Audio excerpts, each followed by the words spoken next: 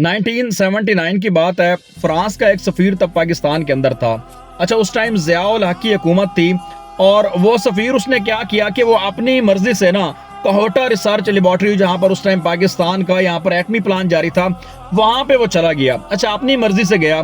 जब वो वहां पे जाने लगा तो उसे कुछ लोगों ने रोक लिया। अच्छा, नहीं पता था वो लोग कौन है। उन्होंने रोका उसको, रोक के भाई साहब उसको सही तरह से मारा।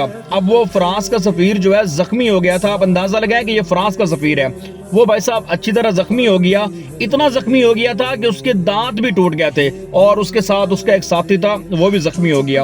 अब कानून ये होता है कि जब आपके मुल्क के अंदर किसी भी मुल्क का कोई सफीर होता है ना, उसने कहीं भी मूवमेंट करनी होती है तो उसने उस हुकूमत से परमिशन लेनी होती है। सो इस फ्रांस के सफीर ने नहीं पूछा था पाकिस्तान से कि मैं कहीं जा रहा हूं। फिर जब उसे मारा गया, जब वो जख्मी हो गया, तो फ्रांस ने उस टाइम बड़ा रोला डाला था कि यार फ्रांस जैसे इतने ताकतवर मुल्क जो है, उसके सफीर को पाकिस्तान के अंदर, तो पाकिस्तान ने भाई साहब बोला था कि पहली बात तो ये है कि वो परमिशन लेके नहीं गया। ठीक है, सो इस पे हम कुछ नहीं कर सकते, हमारा कोई लेना देना नहीं है। वो जख्मी होता है, वो मरता है, जो भी है, इससे हमारा कोई नहीं है। और लिटरली फ्रांस कुछ भी पाकिस्तान का नहीं कर पाया था, कुछ भी नहीं कर पाया था।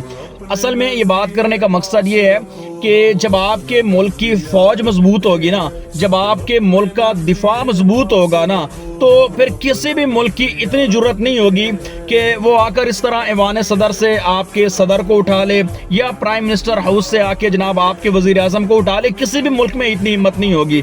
मुझे बताएं कि आप लोग ये इतना इमेजिन भी कर सकते हैं कि पाकिस्तान में ऐसा हो सकता है? भले ही पाकिस्तान के अंदर बहुत सारे मसाइल हैं, महंगाई के मसाइल हैं, गुर्बत के, करप्शन के, जितने भी मसाइल हैं, लेकिन दुनिया के किसी भी जितना भी कोई पावरफुल मुल्क हो, उसमें इतनी हिम्मत है कि इस तरह पाकिस्तान का आके यहाँ से वो वजीर आजम या सदर उठा ले? कभी भी ऐसा मुमकिन नहीं है।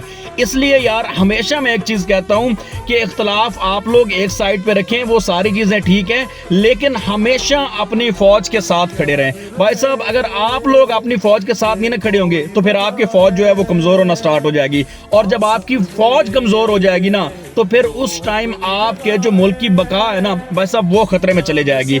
आजादी से बड़ी नेमत इस दुनिया में कुछ भी नहीं है, जितने भी मसाइल हो ना, लेकिन अगर आजादी है तो फिर जाहिर है आप लोग मजे की जिंदगी एंजॉय करेंगे।